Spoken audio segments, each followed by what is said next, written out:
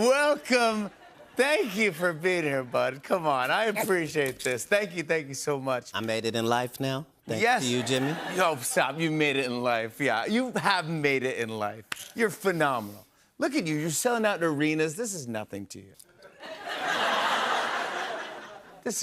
Come on. I mean, do you remember when you first started out stand-up and you first got paid? Yeah, I do.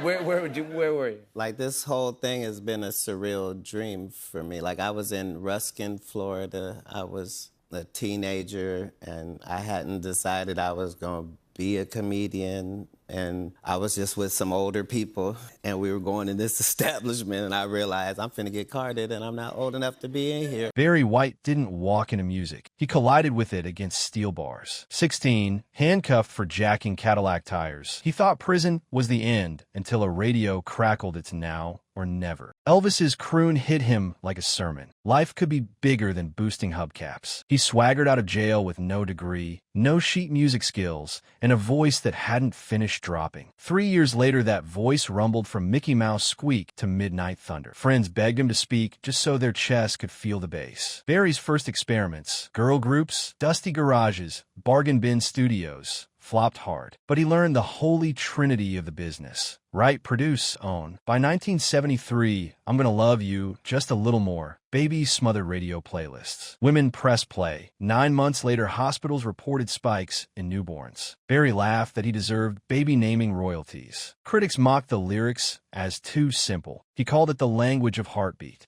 Money flooded in, but suits demanded slices. Barry saw royalty checks diced into infinity by middlemen. So he hired his own orchestra, paid session players on the spot, and booked gigs without begging gatekeepers. Independence is sexy until it threatens profit. Suddenly, industry insiders whispered difficult, egotistical, too big to control. Barry answered on Soul Train. When a man stops being satisfied with making a living and turns to greed, it kills him every time. He meant greed of money, but also the greed to possess people. And he just met Clive Davis. Next section, a lawyer in a tux who could end or electrify careers with a phone call. And I think there'll be no disputing this. A very large football-looking, 6'1", 250-plus pound guy.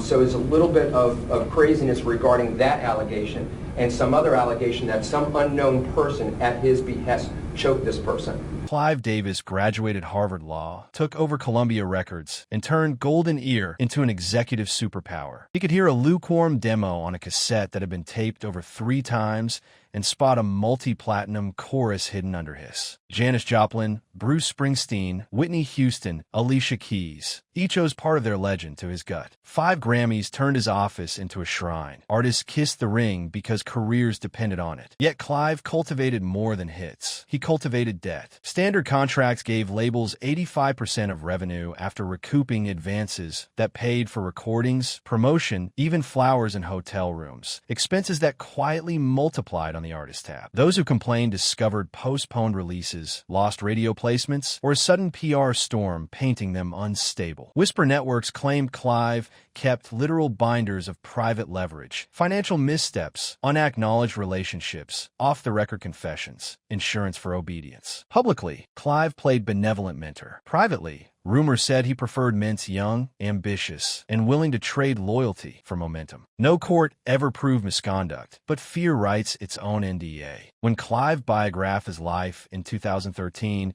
he surprised casual fans by coming out as bisexual. Industry veterans shrugged. Old news, but debated why he revealed it then. Some called it liberation. Cynics called it image pre-damage control, a move to defuse any future expose about his personal tastes. And on the road, a shy perfectionist named Luther Vandross was listening. Seen mid-80s, backstage at a star-packed R&B benefit. Luther Vandross is pacing, checking suit seams, humming scales under his breath. Barry White, towering, diamond pinky rings gleaming, motions him over. Everyone assumes it's a pep talk. Instead, Barry leans close. He'll promise you everything, but he'll want more than masters. Stay away from Clive if you value peace. Barry never repeated those words to a reporter, but crew members caught fragments. Over the years, producers told the same story in different studios, always ending with Barry's growl, "Own your work or be owned yourself." Luther nodded, but he'd soon face an impossible choice. stay indie and fight radio gatekeepers, or sign with a man who could turn ballads into Grammys overnight. Clive courted Luther gently, lavish dinners, endless praise, talk of creative freedom. The contract with J Records sparkled like a Tiffany window. Luther signed. Barry sighed. Warnings mean little when rent is due and arenas beckon. What Luther didn't know was that signing the deal came with mirrors and magnifying glasses aimed at every insecurity he'd. Luther's voice, silky, soaring, heartbreak incarnate, masked a battlefield inside his mind. He drifted between crash diets and binge comfort, dropping 100 pounds only to gain 120 back. The press mocked him, yo-yo soul, velvet voice, elastic waist. Fans said they loved him at any size, but executives whispered about marketing angles, album cover silhouettes, and TV camera optics. On air, Luther smiled graciously. Off air, he pinned magazine clippings to mirrors, vowing another diet. He turned weight loss into a private war. Cabbage soup marathons, 6-hour gym sessions, rumored stomach stapling. Each victory sparked applause. Each relapse triggered gossip. Clive's camp reminded him gently that slim sold better. Meanwhile, rumors about Luther's personal life swirled. Who he dated, who he didn't, why he never flaunted a public partner. Tabloids baited him with innuendo. Radio jocks made lunchtime jokes. Insiders say he begged PR teams to bury gossip, fearing it would overshadow the music. Some allege Clive's people used that fear to keep him compliant. Stay the course. Maintain the mystique, and the machine protects you. Step out of line, and the whispers grow microphones. Creatively, Luther delivered masterpieces. A House Is Not a Home, Dance with My Father, but the marathon hours drained him. Studio engineers recalled 12 takes for a single ad-lib because Luther heard one grain of air wrong. Perfection pleased Clive. Exhaustion pleased no one. In April 2003, a stroke hit, stealing partial speech. Rehab followed, then a heart attack in 2005 ended everything. He was 54, with 8 Grammys on the mantle and unrecorded melodies in his head. Fans mourned. Executives spun tributes. Barry White, already gone 2 years, had predicted the cost. Greed claims interest in flesh and spirit alike. But while Luther slipped into history, another student of Clive's was engineering a new empire built on excess. Sean Combs crashed into Clive Davis's office in 1994 like a supernova disguised as an intern. He played Craig Mack's Flavor in Your Ear at skull-rattling volume, pitched a dream label called Bad Boy, and asked for a stake nobody gave 20-somethings. Clive said yes, then structured a distribution deal that kept ownership cozy at the top. Bad Boy erupted.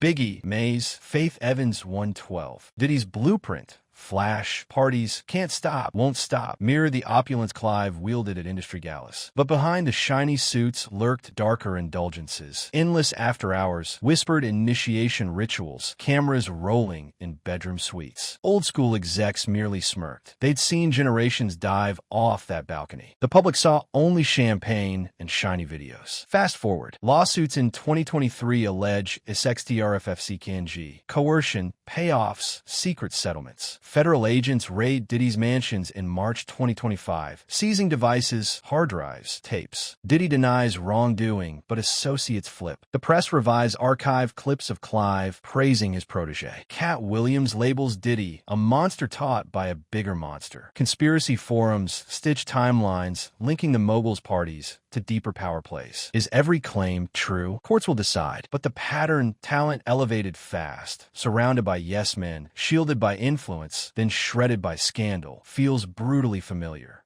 Barry White saw it coming. Luther Vandross lived inside it. Diddy may be its loudest echo. And still Clive glides past microphones, offering no comment, while chauffeurs close limo doors. Step back and map the casualties. Teenage Barry nearly jailed for life. Brother murdered before success tasted sweet. Luther's endless diet spirals, stroke, and early death. Biggie gunned down at 24, his estate tied up in decades-long royalty battles. Whitney Houston, another Clive discovery, overworked, addicted, gone at 48. For every multi-platinum celebration, there's an obituary, a foreclosure, or a non-disclosure agreement buried in archives. Fans often ask, why didn't they just walk away? Because the machine owns more than masters. It owns airwaves, playlists, award shows, nostalgia tours, and legacy documentaries. Walking away can mean vanishing entirely. Barry managed it only by self-funding orchestras and pressing his own vinyl, options impossible for most. Luther tried, but discovered independence is lonely when bills pour in faster than royalties. Diddy built his own machine, only to face allegations that his kingdom copied the worst traits of his mentor's empire. The lesson? Fame is currency printed by gatekeepers who expect interest payments in silence, compliance, or something darker. Greed doesn't just kill careers, it rewrites history, so the victims seem responsible for their downfall. And at 3 a.m., when every studio light is off, someone new in a small apartment hits upload demo and hopes they won't be next. Barry White's gravel-rich baritone warned that greed devours the very people who feed it. Luther Vandross proved that velvet vocals can't soften a machine built to squeeze. Sean Combs shows what happens when a student copies his master's playbook in an era of digital receipts and relentless lawsuits. The pattern is older than email and slicker than any PR crisis plan. Promise immortality, demand loyalty, profit in silence. So the next time a slow jam makes your heart sway, ask, whose name is missing from the credits? Whose secret paid for that perfect bridge? And if you love the music, hold the industry accountable by demanding transparency, streaming ethically, and supporting artists who own their art. If you're ready for more truths that the gatekeepers hate, smash that subscribe, hit the bell, and share this video with a friend who still thinks showbiz is all limos and Grammys. Because the only way to dim greed is to light up the stories that try to bury one song, one view, one voice at a time.